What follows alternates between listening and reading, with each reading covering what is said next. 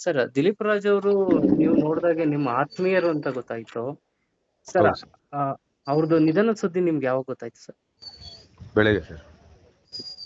Sir ಹೇಗಿದ್ರು sir? ತುಂಬಾ fit and fine ಆಗಿದ್ರಂತೆ. ಈಗ ಹಾರ್ಟ್ ಅಟ್ಯಾಕ್ ಅಂತ ಹೇಳಿ ಸಡನ್ ಆಗಿ ಗೊತ್ತಾಗ್ತಾ ಇದೆ ಸುದ್ದಿ. ಹೌದು ಸರ್, ಪರ್ಫೆಕ್ಟ್ ಆಗಿದ್ರು. ಹಾ ಸರ್. ಎಲ್ಲಾ ವಿಚಾರದಲ್ಲೂ ಪರ್ಫೆಕ್ಟ್ ಆಗಿದ್ರು. ಹಾ ಸರ್. ಯಾಕೆ ಹೀಗಾಯ್ತು ಅಂತ ಗೊತ್ತಾಗ್ತಾ ಇಲ್ಲ. ಸರ್ ಅವ್ರ ಮನೆಯವ್ರು ಹೇಳ್ತಾ ಇರೋದು ತುಂಬಾ ಡಯಟ್ ಮಾಡ್ತಾ ಇದ್ರು, ಫಿಟ್ನೆಸ್ಗೋಸ್ಕರ ತುಂಬಾ ಕೇರ್ ಮಾಡ್ತಾ ಇದ್ರು ಅಂತ ಹೇಳಿದ್ರು. ಅದಕ್ಕೋಸ್ಕರ ಏನಾದ್ರು ಈ ತರ ಇಲ್ಲ ಸರ್. ಸರ್ ಏನೇ ಮಾಡಿದ್ರು ಕರೆಕ್ಟ್ ಆಗಿ ಮಾಡೋರು. ಡಯಟ್ ಮಾಡಿದ್ರು ಏನೇನೋ ಹಾಲು ಮುಳು ತಿನ್ನೋ ತರ ಅಲ್ಲ. Yes sir. ನೀಟಾಗಿ ಟೈಮ್ಗೆ ಏನೇನ್ ಬೇಕೋ ಪ್ರೋಟೀನು ಅದೆಲ್ಲ ಮಾಡ್ಕೊಳ್ಳೋರು. Yes sir. Yes sir. ಎಲ್ಲಾ ರೀತಿಯಿಂದನೂ ಕರೆಕ್ಟ್ ಆಗೇ ಇದ್ರು ಅವರು. Okay sir. ಯಾವ್ದು ಬ್ಯಾಡ್ ಹ್ಯಾಬಿಟ್ ಏನು ಇರ್ಲಿಲ್ಲ. Yes sir. ಎಸ್ ಸರ್, ಇವತ್ತು ಹಾರ್ಟ್ ಚೆಕಪ್ಗೆ ಅಂತ ಅಪಾಯಿಂಟ್ಮೆಂಟ್ ಕೂಡ ತಗೊಂಡಿದ್ರಂತೆ ಸರ್ ಹಾಸ್ಪಿಟ್ಲಲ್ಲಿ, ಅಪೋಲೋ ಹಾಸ್ಪಿಟ್ಲಿಗೆ. ಹೌದು, ನಿನ್ನೆನೋ ಲೈಟ್ ಆಗಿ ಕಾಣಿಸ್ಕೊಂಡಿದೆ. ಹಾ ಸರ್. ನಿನ್ನೆನೆ ಹೋಗೋಣ ಅನ್ಕೊಂಡಿದ್ದಾರೆ, ಬೆಳಗ್ಗೆ ಹೋಗೋಣ ಅಂತ ಅನ್ಕೊಂಡಿದ್ದಾರೆ. ಅಷ್ಟೊತ್ತಿಗೆ ಹಾ ಹಾ ಸರ್. ಸರ್ ಅವರು ಇಂಡಸ್ಟ್ರಿಗೆ ಬರೋಕ್ಕಿಂತ ಮುಂಚೆ ಬಹಳಷ್ಟು ಕಷ್ಟಪಟ್ಟಿದ್ರು ಸರ್. ನೀವು ನೋಡಿದಾಗೆ ಅವ್ರ ಕಷ್ಟಗಳು ಹೇಗಿತ್ತು ಸರ್ ದಿಲೀಪ್ ರಾಜ್ ಅವರು? ಸರ್, ನಾನು ಅವನು ಒಟ್ಟಿಗೆ ಕಾಲೇಜಲ್ಲಿ, ಅಂದ್ರೆ ನನ್ಗೆ 1 ವರ್ಷದ ಸೀನಿಯರ್ ಅವನು. ಹಾ ಹಾ ಸರ್. ಎಲ್ಲಾ ಕಡೆ ಕಾಂಪಿಟೇಷನ್ ಅದು ಇದು ಎಲ್ಲ ಒಟ್ಟಿಗೆ ಹೋಗ್ತಾ ಇದ್ವಿ. ಅವಾಗ್ಲಿಂದಾನೇ ಕ್ಲೋಸ್. ಹಾ ಹಾ ಸರ್. ಅವಾಗ್ಲಿಂದಾನು ತುಂಬಾ ಆಂಬಿಷಿಯಸ್ ಪರ್ಸನ್ ಅವರು. ಹ್ಮ್. ಸೊ ಆ ಟೈಮಿಂದಾನೇ ನಾನು ಆಕ್ಟರ್ ಆದ್ರೆ ಇಷ್ಟೇ ವರ್ಷ ಆಕ್ಟ್ ಮಾಡ್ಕೊಂಡಿರ್ತೀನಿ, ಪ್ರೊಡಕ್ಷನ್ ಹೌಸ್ ಶುರು ಮಾಡ್ತೀನಿ, ಇಷ್ಟು ಪ್ರೊಡಕ್ಷನ್ ಮಾಡ್ತೀನಿ, ಒಂದ್ ದೊಡ್ಡ ಮನೆ ಕಟ್ತೀನಿ. ಸೊ ಅದೇನೇನೇನೇನು ಅನ್ಕೊಂಡ್ರೆ ಎಲ್ಲ ಮಾಡಿದ್ರು ಅವರು. ಹಾ ಹಾ ಸರ್. ನನ್ನ ಲೈಫಲ್ಲಿ ನಾನು ನೋಡಿದಂತ ಅತಿ ಒಳ್ಳೆ ವ್ಯಕ್ತಿ, ಅತಿ ಒಳ್ಳೆ ದಂಪತಿ ಅಂದ್ರೆ ಇವರೇ. ಹಾ ಹಾ ಸರ್.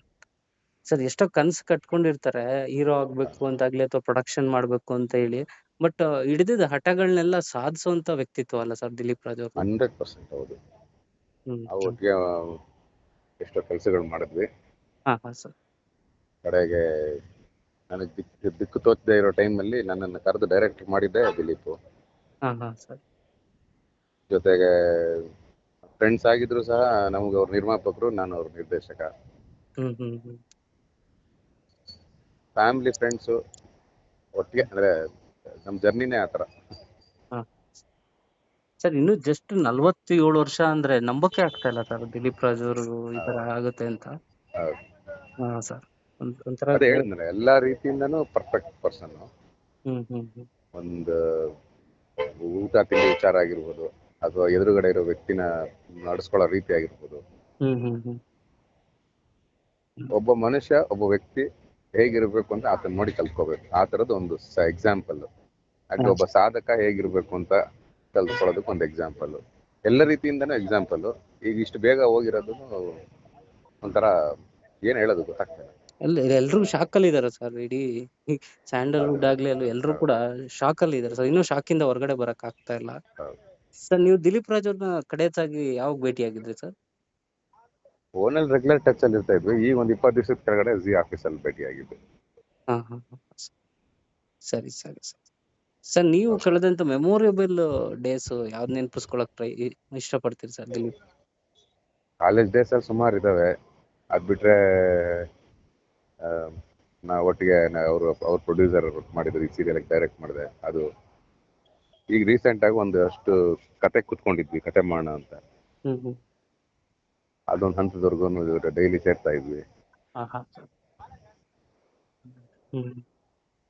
ಸರ್ ಅವ್ರ ಮಾವ ಇದಾರಲ್ಲ ಸರ್, ಅವ್ರೊಂದ್ ಮಾತು ಹೇಳಿದಾರೆ ಈಗ. ಅಂದ್ರೆ ಅವ್ನು ತುಂಬಾ ನಿದ್ದೆ ಮಾಡ್ತಾ ಇರ್ಲಿಲ್ಲ. ಅವ್ನು ಈಗ ಮಲಗಿರೋದನ್ನ ನೋಡಿದ್ರೆ ತುಂಬಾ ರೆಸ್ಟ್ ಮಾಡ್ಕೊಳ್ಳೋದ್ ರೀತಿಲಿ ಇದಾನೆ ಅಂತ ತುಂಬಾ ಎಮೋಷನಲ್ ಆಗಿ ಮಾತಾಡ್ತಿದ್ದಾರೆ ಸರ್. ಅವ್ರ ಮನೆಯವ್ರ ದುಃಖ, ಅದನ್ನ ಯಾರಿಗೂ ಯಾವ ರೀತಿ ಸಮಾಧಾನ ಮಾಡ್ಬೇಕು ಗೊತ್ತಾಗ್ತಿಲ್ಲ.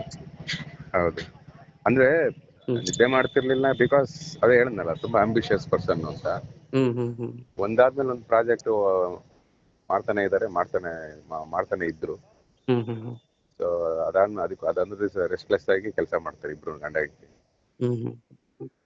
ಸರ್ ಎಲ್ಲೋ ಒಂದ್ ಕಡೆ ನೆಗ್ಲೆಕ್ಟ್ ಹೆಲ್ತ್ ಬಗ್ಗೆ ಕಾನ್ಶಿಯಸ್ ಸ್ವಲ್ಪ ಕಡಿಮೆ ಮಾಡಿದ್ದೇನಾದ್ರು ತಪ್ಪಾಯ್ತಾ ಅಂತ ಅನ್ಸುತ್ತಾ ಸರ್? ಚಾನ್ಸೇ ಇಲ್ಲ ಸರ್. ಏನೇ ಬಿಸಿ ಇದ್ರು, ಏನೇ ಟೆನ್ಷನ್ಸ್ ಇದ್ರು, ಹೆಲ್ತ್ ವೈಸ್ ಯಾವತ್ತೂ ನೆಗ್ಲೆಕ್ಟ್ ಮಾಡಿದ್ದಿಲ್ವೇ ಇಲ್ಲ. ಯಾಕೆಂದ್ರೆ ಯಾವ ಮೂಮೆಂಟ್ ಅಲ್ಲಿ ಬೇಕಾದ್ರೂ ಆನ್ ಸ್ಕ್ರೀನ್ ಬರ್ಬೋದು ಅನ್ನೋ ಒಂದು ಅರಿವು ಇರುತ್ತಲ್ಲ. ಸೊ ಹಾಗಾಗಿ ಅವ್ನ್ ಪ್ರೊಡಕ್ಷನ್, ಅವ್ನು ಆಕ್ಟಿಂಗ್ ಬಿಟ್ಟು ಪ್ರೊಡಕ್ಷನ್ ಒಂದ್ 5-6 ವರ್ಷ ಪ್ರೊಡಕ್ಷನ್ ಅಲ್ಲೇ ಇದ್ದು ಆಕ್ಟಿಂಗ್ ಬಂದಿರ್ಲಿಲ್ಲ. Yes sir sir. ಹಿಟ್ಲರ್ ಬರುವ ಟೈಮಲ್ಲಿ ಮತ್ತೆ ಹಿ ವಾಸ್ ಅಂದ್ರೆ ಅದ್ ಯಾವಾಗಲೂ ಹಂಗೆ ಇದ್ದ, ಮುಂಚೆ ಹೆಂಗಿದ್ನ ಹಂಗೆ ಇದ್ದ. Yes sir. ಏನೇ ಯಾವ್ದೇ ರೀತಿ ಸ್ಟ್ರೆಸ್ ಆಗ್ಲಿ ಅಥವಾ ಟೆನ್ಷನ್ಸ್ ಆಗ್ಲಿ, ಅವನ ಫಿಸಿಕ್ ನ ಮತ್ತೆ ಅವನ ಹೆಲ್ತ್ ನ ನೆಗ್ಲೆಕ್ಟ್ ಮಾಡೋ ರೇಂಜಿಗೆ ಯಾವತ್ತೂ ಆಗಿಲ್ಲ. Yes and sir. ಸದಾ ನಗ್ನಗ್ತಾ ಆರಾಮಾಗಿ ಎಲ್ಲರನ್ನು ನಗಿಸ್ಕೊಂಡಿರುವಂತ ವ್ಯಕ್ತಿ. ಎಸ್ ಅಂಡ್ ಬೇರೆಯವ್ರ ಡಯಟ್ ಅಂದ್ರೆ ಅಯ್ಯೋ ಇಷ್ಟೇ ತಿನ್ಬೇಕು ಅವೆಲ್ಲ ಹಸ್ವಾದಾಗ ತಿಂತಾ ಇರೋದೆ ಆ ತರದ್ದು ಕ್ಯಾರೆಕ್ಟರ್. Yes sir. ಸಹಜವಾಗಿ ಬದುಕ್ತಾ ಇರೋದಂತ ವ್ಯಕ್ತಿ. ಏನು ಆ, ಇದು ಈ ತರ ಆಗೋದಕ್ಕೆ ರೀಸನ್ನೇ ಹುಡ್ಕಕ್ ಆಗಲ್ಲ.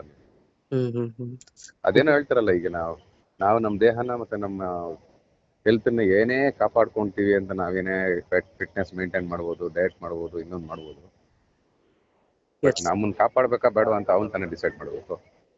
ಅದೇ ಸರ್. ಅದೇ ಸರ್, ಇದು ನಿಜಕ್ಕೂ ಹೆಲ್ತ್ ಆಗ್ಬಾರ್ದಿತ್ತು ಸರ್, ಆಗ್ಬಾರ್ದು. ಎಲ್ಲರೂ ಕೊಡ್ತಾರೆ ಟಿಪ್ಸ್. Yes sir. ಎಲ್ಲಾರು ಎಷ್ಟು ಕೈಲಾದಷ್ಟು ಯಾರು ಬೇಕು ಅಂತ ಆರೋಗ್ಯ ಹಾಳು ಮಾಡ್ಕೊಳ್ಳಲ್ಲ. ಸೊ ಬಟ್ ನಮ್ಮನ್ನ ನಾವ್ ಏನೇ ಮಾಡ್ಕೊಂಡ್ರು ಒಂದ್ ಟೈಮ್ ಅಂತ ಇರುತ್ತಲ್ಲ. S sir. Yes sir. ಆ ಟೈಮ್ ಕೆಲವ್ರಿಗೆ ಬೇಗ ಬರುತ್ತೆ, ಕೆಲವ್ರಿಗೆ ಲೇಟ್ ಆಗಿ ಬರುತ್ತೆ. ಅದು ಈ ತರ ಒಂದು ವ್ಯಕ್ತಿಗೆ ಇಷ್ಟು ಬೇಗ ಬರೋದು, ಅದು ದೇವ್ರನ್ನ ನಾವು ದೂಷಿಸ್ಬೇಕಷ್ಟೇ. ಸರ್, ಸಿನಿಮಾಗಳಾಗ್ಲಿ ಸೀರಿಯಲ್ ಆಗ್ಲಿ ಬಹುಮುಖ ಪ್ರತಿಭೆ ಆಗಿದ್ದವರು ದಿಲೀಪ್ ರಾಜ್ ಸರ್. ಸರ್, ಈಗ ಮಿಲನ ಸಿನಿಮಾಗಿಂತ ಮುಂಚೆ ಅವ್ರಿಗೆ ಅವಕಾಶ ಸಿಗ್ಬೇಕು ಅಂತ ಅವ್ರು ಮಾಡಿಸಿದ ಹೋರಾಟಗಳು ಏನಾದ್ರು ನೆನಪಿದೆಯಾ ಸರ್? ಆಕ್ಟಿಂಗ್ ಸಿಗ್ಬೇಕು ಅಂತ ಹೆಂಗಿತ್ತು ಸರ್ ಅವ್ರದ್ದು ಹೋರಾಟ? ಇಲ್ಲ, ನಾವೆಲ್ಲ ಒಟ್ಟಿಗೆ ಸೀರಿಯಲ್ ಮಾಡ್ತಾ ಇದ್ವಿ. ಅವಕಾಶಗಳಿಗೇನು ಅವಾಗ ಅಂದ್ರೆ ಸಿಗ್ತಾ ಇತ್ತು, ಬಟ್ ಸಿನಿಮಾದಲ್ಲಿ ಸ್ವಲ್ಪ ಕಡಿಮೆ ಸಿಗ್ತಾ ಇತ್ತು. ನಾನು ಅವನು ಒಟ್ಟಿಗೆ ಪ್ರೀತಿ ಇಲ್ಲದ ಮೇಲೆ ಎಲ್ಲ ಮಾಡಿದ್ವಿ, ಮನೆಯೊಂದು ಮರುವಾಗ್ಲೆಲ್ಲ. Yes sir. Yes sir. ಅವಾಗ ಸೀರಿಯಲ್ ಅಲ್ಲೇ ಸಿಗ್ತಾ ಇತ್ತು ಟ್ಯಾಲೆಂಟೆಡ್ ವ್ಯಕ್ತಿಗಳಿಗೆ, through theatre personality, theatre background ಇದ್ದಿದ್ರಿಂದ. Yes sir. ಹೌದು. ಸೀರಿಯಲ್ ಅಲ್ಲಿ ಅವಕಾಶ ಸಿಗೋದು ಸ್ವಲ್ಪ ಈಸಿ ಆಗ್ತಾ ಇತ್ತು ಅವಾಗ. Yes sir. ಸಿನಿಮಾ ಹೋರಾಟ ಇತ್ತು. ಅವನು 2-3 ಪಿಕ್ಚರ್ ಹೀರೋ ಆಗಿ ಟ್ರೈ ಮಾಡ್ದ, ಆಗ್ಲಿಲ್ಲ. ಆಮೇಲೆ ವಿಲನ್ ಅಲ್ಲಿ ಒಂದು ಲಕ್ಕಿಯಲ್ಲೇ ಒಳ್ಳೆ ಪಾತ್ರ ಸಿಕ್ತು. ಅದಾದ್ಮೇಲೆ ಒಂದಷ್ಟು ಸಿನಿಮಾಗಳು ಮಾಡ್ದ. ಬಟ್ ಅವನ ಆಂಬಿಷನ್ ಇದ್ದಿದ್ದು ದೊಡ್ಡ ಪ್ರೊಡಕ್ಷನ್ ಹೌಸ್ ಮಾಡ್ಬೇಕು ಅಂತ, ಅದು ಮಾಡ್ದ. ಅಂಡ್ ಆ ತರ ಒಂದು ಅವ್ರ ಗಂಡ ಹೆಂಡತಿ 2 ದೇಹ 1 ಜೀವ ಅವರು. ಈಗ ಎಲ್ಲರಿಗಿಂತ ಅವನಿಗಿಂತ ಬೇಸರ ಅಂದ್ರೆ ಆಕೆ ಹೇಗಿರ್ತಾರೆ ಅನ್ನೋದು.